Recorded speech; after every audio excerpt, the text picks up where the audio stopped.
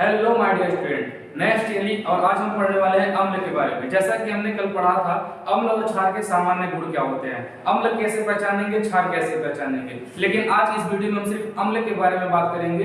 अम्ल क्या होते हैं, अम्ल कितने प्रकार के होते हैं और अम्ल किस टाइप की रासायनिक अभिक्रियाएं करते हैं। सबसे पहले फिर से हम जान लेते हैं कि अम्ल का डिफिनेशन क्या था, जो कल हम पढ़े थे। अम्ल वे पदार्थ होते हैं जो स्वाद में खट्टे लगते हैं और जो नीले लिटमस पेपर को लाल कर देते हैं। कल हमने आपको सिखाया था कि अम्ल क्या करते हैं, लाल करते हैं। तो किसको लाल करते हैं, तो नीले लिटमस पेपर को लाल करते हैं। तो ये हमने देख लिया अम्ल क्या होते हैं। अम्ल प्रकृति में कई रूपों से पाए जा सकते हैं। जैसे कुछ तो प्राकृतिक तौर पर पाए जाते हैं, जो नेचर में पाए जाते हैं। कुछ ऐसे अम्ल हैं जिन्हें हम औद्योगिक मेथड के द्वारा बनाते हैं, फैक्ट्रियों में बनाते हैं। तो मुख्य रूप से अम्ल देखा जाए तो दो प्रकार के होते हैं। एक होता है हमारे पास कार्बनिक अम्ल, दूसरा हमारे पास होता है खनिज अम्ल। कार्बनिक अम्ल का मतलब वो हो गया कि ऐसे अम्ल जिनके अंदर कार्बन पाया जाता हो, उसे हम कहते हैं कार्बनिक अम्ल। मतलब क्या हुआ कार्बन पाए जाने का, कि जितने भी कार्बनिक पदार्थ होते हैं वो प्रकृति में पाए जाते हैं। यानी कि जितना ये हमारे पास कार्बनिक अम्ल होंगे ये सभी प्रकृति में पूर्ण रूप से पाए जाते हैं। जैसे अभी मान लीजिए हम बात कर रहे हैं सिट्रिक एसिड की। सिट्रिक एसिड, जो सिट्रिक एसिड होता है वो नींबू में पाया जाता है। और सिट्रिक एसिड का केमिकल फार्मूला क्या है, C6H8O7। C6H8O7। इसका मतलब यहाँ पे आप देख लीजिए कार्बन है ना, यहाँ पे कार्बन की संख्या कितनी है, 6 है। कार्बन के 6 परमाणु हैं सिट्रिक एसिड के अंदर, इसीलिए तो ये कार्बनिक अम्ल है। जितने भी कार्बनिक अम्ल होते हैं उनके अंदर कार्बन पाया जाता है। अभी देख लीजिए, मान लीजिए हमारे पास संतरा है, तो संतरे के अंदर जो अम्ल पाया जाता है वो है सिट्रिक अम्ल। नींबू और संतरा, इन दोनों में एक ही प्रकार के अम्ल पाए जाते हैं। नींबू और संतरे में कौन से अम्ल पाए जाते हैं, तो नींबू और संतरे में सिट्रिक एसिड पाई जाती है, सिट्रिक अम्ल पाई जाती है। अब हम बात कर लेंगे दही। तो दही भी एक प्राकृतिक पदार्थ है, आप जानते हैं। दही दूध से हम दही बनाते हैं, तो दही खट्टा लगता है, तो दही के अंदर भी कोई अम्ल होगा। तो दही के अंदर जो अम्ल होता है उसे कहते हैं लैक्टिक एसिड। और लैक्टिक एसिड का फार्मूला होता है C3H8O3। क्या होता है, C3H6O3, C3H6O3। ये हमने देख लिया। यानी कि जितना भी हम पदार्थ देखेंगे कार्बनिक, तो उसके अंदर कार्बन होना ही है। अब हमारे पास टमाटर है, तो टमाटर के अंदर कौन सा अम्ल होता है, तो टमाटर के अंदर होता है ऑक्जेलिक एसिड, जिसका फार्मूला होता है C2H2O4। क्या होता है, C2H2O4। फिर हम देखेंगे सिरका। सिरका जैसे फलों का जूस निकाला जाता है, घरों में सिरका का प्रयोग किया जाता है खाना बनाने के अंदर। तो सिरका के अंदर जो अम्ल होता है वो होता है एसिटिक एसिड, जिसका फार्मूला होता है CH3COOH। क्या होता है, CH3COOH। इमली तो आप सभी खाते हैं और इमली का स्वाद तो खट्टा लगता है। तो इमली के अंदर कौन सा अम्ल होता है, तो इमली के अंदर होता है टार्टिक एसिड, जिसका केमिकल फार्मूला होता है C4H6O6। क्या होता है, C4H6O6। फिर कभी भी आपको अगर चींटी काटी होगी तो चींटी काटने पर दर्द होता है ना, तो उसके अंदर भी अम्ल होता है। जब चींटी आपको काटती है उसके अंदर जो अम्ल होता है उसे हम कहते हैं फार्मिक अम्ल, जिसका केमिकल फार्मूला होता है CH2O2।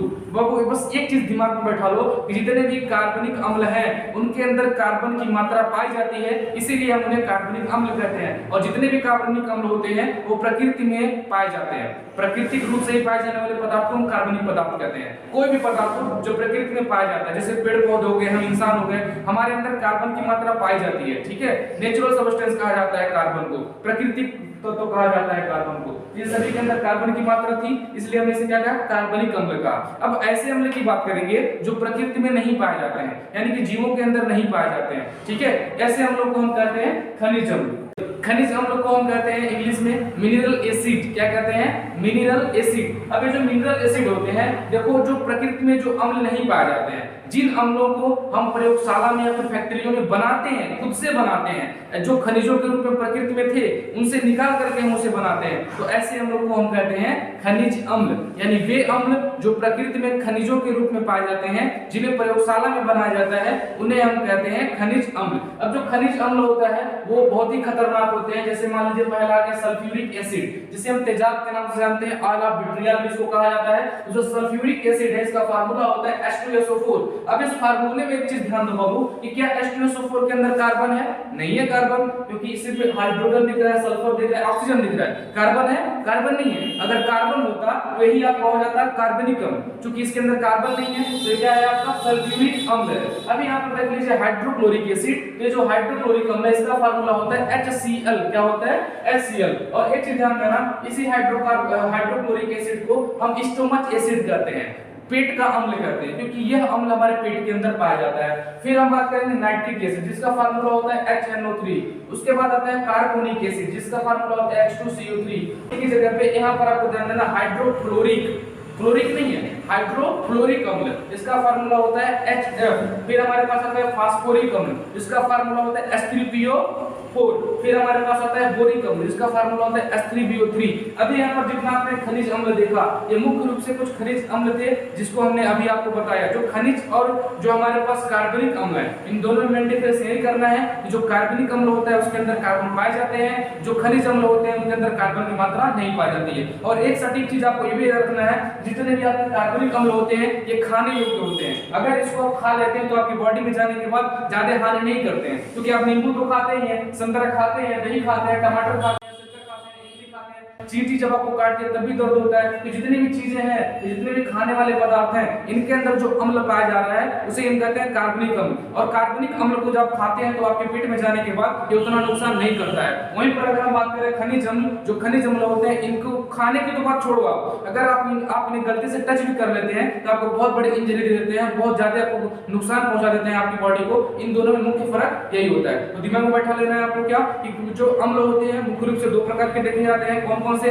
पहला आपके पास होता है कार्बनिक अम्ल, दूसरा आपके पास होता है खनिज अम्ल। कार्बनिक अम्ल वह अम्ल है जो प्रकृति में वो पाया जाता है, जिसके अंदर कार्बन की मात्रा होती है। और जो आपका खनिज अम्ल होता है या प्रकृति में खनिजों के रूप में पाए जाते हैं, जिन्हें औद्योगिक विधियों के द्वारा बनाया जाता है, इनके अंदर कार्बन की मात्रा नहीं होती है। उम्मीद है आपको कार्बनिक अम्ल और जो खनिज अम्ल है इसके बारे में अच्छे से जानकारी पता चल गई होगी। चलिए अब हम बात करते हैं अम्लों के द्वारा होने वाले रासायनिक अभिक्रियाओं की।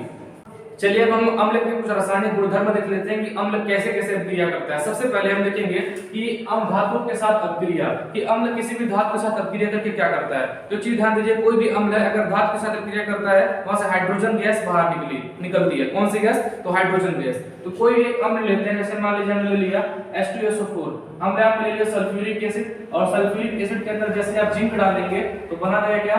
ZnSO4, और साथ में ऐसे निकलेगा हाइड्रोजन गैस। ये चीज आपको जरूर ध्यान देनी है कि कोई भी अम्ल होता है वो धातु के साथ क्रिया करके हाइड्रोजन गैस देता है। लेकिन एक बात आपको भी ध्यान देना है कि सभी अम्ल के साथ सभी धातु नहीं मिला सकते हैं, क्योंकि कुछ चीजें उनकी क्रियाशीलता पर भी निर्भर करती है। ऐसे मान लीजिए यहाँ पर अगर जिंक ज्यादा क्रियाशील है तब तो हाइड्रोजन को विस्थापित कर पाएगा, हाइड्रोजन को बाहर कर पाएगा। अगर कम क्रियाशील है तो नहीं कर पाएगा। इस चीज का भी ध्यान रखना पड़ता है। हाँ, इसी अभी एक और एग्जांपल देख लेते हैं। जैसे मान लीजिए हमने यहाँ पे ले लिया हाइड्रोक्लोरिक एसिड। इस हाइड्रोक्लोरिक एसिड के अंदर जैसे मान लीजिए हमने एल्यूमिनियम डाला, तो एल्यूमिनियम डालने के बाद क्या निकलेगा? AlCl, एल्यूमिनियम क्लोराइड, और यहाँ से क्या निकलेगा? Hydrogen gas. ठीक है, कोई भी केमिकल रिएक्शन होता है वहां से अगर अम्ल और धातु आपस में मिलते हैं तो वहां से हाइड्रोजन गैस बाहर निकलती है। ये चीज आपको ध्यान देना है। दूसरा जो इसका मुख्य रासायनिक अभिक्रिया है वो धातु कार्बोनेटों के साथ अभिक्रिया है। धातु का मतलब है कोई धातु, जैसे मान लीजिए हमने लिया Na, कार्बोनेट का मतलब होता है CO3, कार्बोनेट का मतलब क्या होता है? CO3। तो जब किसी भी धातु के अंदर अगर CO3 जुड़ जाता है तो उसे हम कहते हैं धातु कार्बोनेट। सोडियम और गैस के साथ जुड़ता है CO3 तो बनेगा Na2CO3, Na2CO3, यानी कि इसे क्या कहेंगे? धातु कार्बोनेट। इसके साथ चलिए हम किसी अम्ल को डाल देते हैं। मान लीजिए इसके अंदर में डाल दिया हाइड्रोक्लोरिक एसिड। देखिए क्या बनता है, यहाँ से बनेगा NaCl, यहाँ से बन सकता है NaCl, सोडियम क्लोराइड। कितने की मात्रा में? तो 2, यहाँ पे 2 लगा दिया। साथ में और क्या बन सकता है आपका? बन सकता है CO2, बन जाएगा कार्बन डाइऑक्साइड CO2, और यहाँ से क्या निकल सकता है? H2O, क्या निकलेगा? पानी। अब संतुलित कहते हैं, देखिए यहाँ पे हम 2 लगा देते हैं। सोडियम 2, सोडियम 2, क्लोरीन 2, क्लोरीन 2, यहाँ पे कार्बन 1, कार्बन ऑक्सीजन 3, तो 2 1 3। ठीक है, यानी कि जितने भी धातु हैं वो धातु, जितने भी अम्ल हैं वो धातु कार्बोनेटों के साथ अभिक्रिया करके एक धातु लवण बनाते हैं, जैसे यहाँ पर आप देख रहे हैं, और वहां से कुछ मात्रा में पानी निकलता है और कार्बन डाइऑक्साइड गैस बनती है। ठीक है, अगला जो अभिक्रिया है वो धातु ऑक्साइडों के साथ अभिक्रिया है। मान लीजिए कोई धातु मेरे पास मैग्नीशियम है, Mg है मैग्नीशियम, और मैग्नीशियम का ऑक्साइड क्या होगा? MgO। चलिए अब इस MgO के साथ किसी अम्ल को डाल के देखते हैं। हमने ले लिया MgO, मैग्नीशियम ऑक्साइड, इसके अंदर भी डालते हैं HCl, तो क्या बनेगा? MgCl2, क्या बन गया? MgCl2, मैग्नीशियम क्लोराइड, और साथ में क्या बनेगा? H2O। H2O का मतलब क्या हो गया? पानी। तो ये 3 चीज अभिक्रिया आपको ध्यान देनी है। अम्लों के द्वारा होने वाली मुख्य 3 अभिक्रियाएं रासायनिक अभिक्रियाएं। पहला, धातुओं के साथ क्रिया। तो जब अम्ल धातुओं के साथ क्रिया करता है तो हाइड्रोजन गैस बाहर निकलता है। जब अम्ल धातु कार्बोनेटों के साथ क्रिया करता है तो धातु लवण, पानी और कार्बन डाइऑक्साइड गैस बनती है। और वही अम्ल जब धातु ऑक्साइडों के साथ क्रिया करता है तो वहां से धात्विक लवण बनाता है और साथ में पानी निकलता है। ये मुख्य रूप से अम्लों के द्वारा की जाने वाली मुख्य रूप से 3 रासायनिक अभिक्रियाएं हैं। इन तीनों के ऊपर बहुत सारे एग्जांपल आपके बुक में दिए गए हैं, आप उसे अच्छे से पढ़िएगा और समझिएगा। अब इसकी एक और रासायनिक अभिक्रिया मुख्य है जिसे हम कहते हैं उदासीनीकरण अभिक्रिया। देखते हैं उदासीनीकरण अभिक्रिया क्या होता है। उदासीनीकरण अभिक्रिया बहुत ईजी है, सुनिएगा ध्यान से। जब अम्ल और क्षार, यानी कि हमें 2 चीज ध्यान देनी है कि जब हमारे पास अम्ल और इसके साथ में कौन, क्षार, अम्ल और क्षार जब आपस में अभिक्रिया करते हैं तो बनाते हैं लवण यानी नमक और साथ में निकालते हैं जल। तो इसी अभिक्रिया को हम कहते हैं उदासीनीकरण अभिक्रिया, न्यूट्रलाइजेशन रिएक्शन। यानी कि जब अम्ल क्षार के साथ अभिक्रिया करके लवण तथा जल बनाते हैं तो उस अभिक्रिया को हम कहते हैं उदासीनीकरण अभिक्रिया। ये अम्लों का एक प्रमुख रासायनिक अभिक्रिया, इसको आपको जरूर ध्यान देना है। फिर से रिपीट करना, सुन लीजिएगा। उदासीनीकरण अभिक्रिया क्या होता है कि जब अम्ल क्षार के साथ अभिक्रिया करके लवण तथा जल बनाते हैं तो उस अभिक्रिया को हम कहते हैं उदासीनीकरण अभिक्रिया। अब जैसे मान लीजिए कोई एक अम्ल लेते हैं, हमने ले लिया हाइड्रोक्लोरिक एसिड HCl और इसके साथ हमने क्षार डाल दिया NaOH सोडियम हाइड्रोक्साइड। तो दोनों आपस में मिलने के बाद HCl और Na क्या बनाएगा, NaCl, और साथ में OH और H मिलकर क्या बनाएगा, H2O। तो इस उपरोक्त रासायनिक अभिक्रिया में आप क्या देख रहे हैं कि हाइड्रोक्लोरिक एसिड सोडियम हाइड्रोक्साइड के साथ अभिक्रिया करके नमक तथा जल बनाता है। यानी कि वे रासायनिक अभिक्रिया है जो जिसमें अम्ल और क्षार आपस में अभिक्रिया करके नमक तथा जल बनाते हैं। तो ऐसी अभिक्रियाओं को हम कहते हैं उदासीनीकरण अभिक्रियाएं। और एक चीज और ध्यान देना है कि उदासीनीकरण अभिक्रियाओं को करते टाइम जो उष्मा निकलता है, यानी कि कोई अभिक्रिया उदासीनीकरण अभिक्रिया हो रही है, इसके अंदर अगर कोई उष्मा निकलता है, कोई हीट निकलती है, तो उस उष्मा को हम कहते हैं उदासीनीकरण उष्मा। क्या कहते हैं, उदासीनीकरण उष्मा। ये आपको जरूर ध्यान देना है। मान लीजिए यहाँ पर कोई रसायन, यहाँ पर हमने रासायनिक अभिक्रिया कराया, तो इस उदासीनीकरण अभिक्रिया के रासायनिक अभिक्रिया के होने के दौरान मान लीजिए अगर कुछ मात्रा में ऊर्जा निकली तो इस ऊर्जा की मात्रा को हम क्या कहते हैं, उदासीनीकरण उष्मा। फिर से रिपीट कर रहे हैं, समझ लीजिएगा कि किसी भी रासायनिक अभिक्रिया के होने के दौरान अगर उष्मा की जो मात्रा निकलती है उसे हम कहते हैं उदासीनीकरण उष्मा। यानी कि हमने अभी 2 चीजें देखी, उदासीनीकरण अभिक्रिया देखा और उदासीनीकरण उष्मा देखा। फिर से रिपीट कर दे रहे हैं कि जब अम्ल और क्षार आपस में अभिक्रिया करते हैं तो लवण तथा जल बनाते हैं। इस अभिक्रिया को हम कहते हैं उदासीनीकरण अभिक्रिया। और इस अभिक्रिया से जो उष्मा निकलती है उस उष्मा को हम कहते हैं उदासीनीकरण उष्मा।